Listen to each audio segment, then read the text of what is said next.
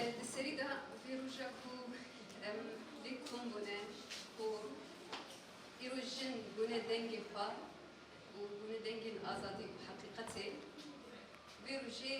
êgo em gihandin vê rojê êgo hêşt ku em bikarin bibin xwedî îrade û vîn û bawerî bi me re da avakirin rêhevalên me yên şehîd û rêbera xwe bi felsefa rêbera xwe em gihîştin vê rojê em di serî de li wan pîroz dikin. Bêguman hemû keçên ciwan êgo bi şevan seherîn êgo bi rojan li pê nûçeyekî ketin êgo bi dehan caran strêsa êşa zehmetî kişandin ku bikarin bibin dengê rastî yê heqîqeta jin û hûn dengê jinên rojava û şûreşa jin dan afirandin em li van hevalan jî pîroz dikin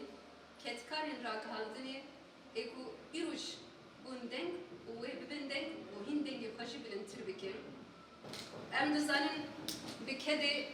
dihan rêhevalên me yên şehîd ku çend rojê din jî yek ji wan rêhevalên me yên şehîd ku heva jiyan jî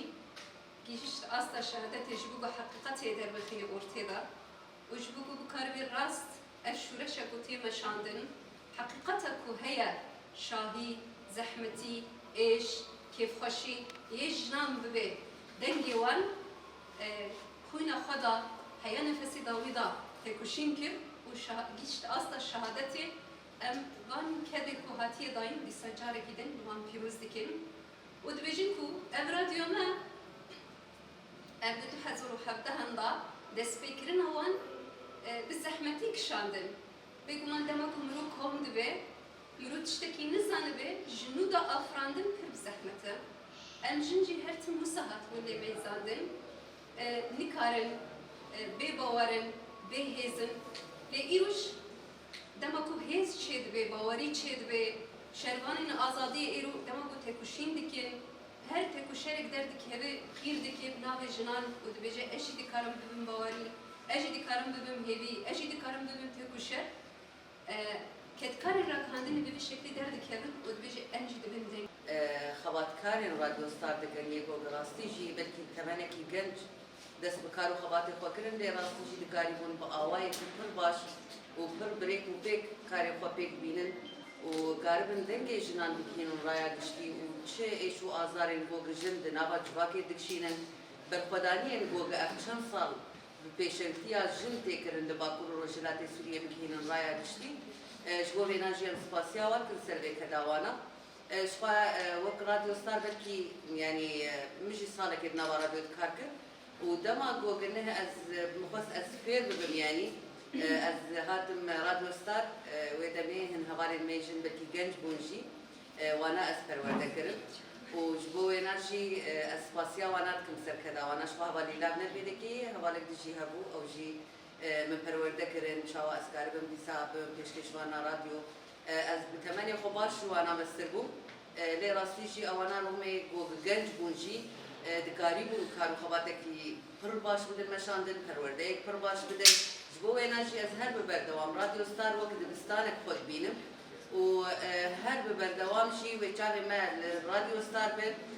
radya gog rastî jî dikare vê mîrasê radyoyê gog dest pê kir biparêze heta roja îro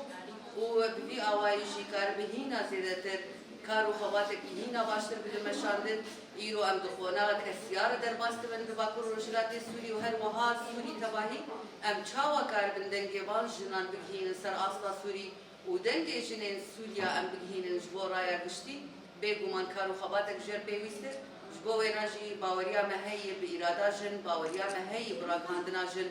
bi dengê jin gogê êdî dikarin kar û xebatekî pir baş bidin meşandin ez naxwazim zêde dirêj bikim carek din em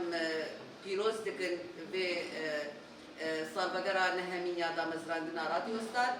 û em hêvîdarin goge ev kar û xebatê heyî pîroz her û her berdewam bike her û her serkeftî be goge em jî serkeftina xwe wekû jin di nav vê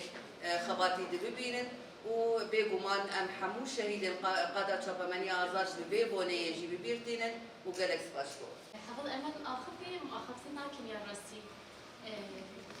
دیسا دوباره سالگرد رادیو گناه سال خود تمام دکر در باسی سال خود دهیم به لتوانی جنان پیروز کن کت کارن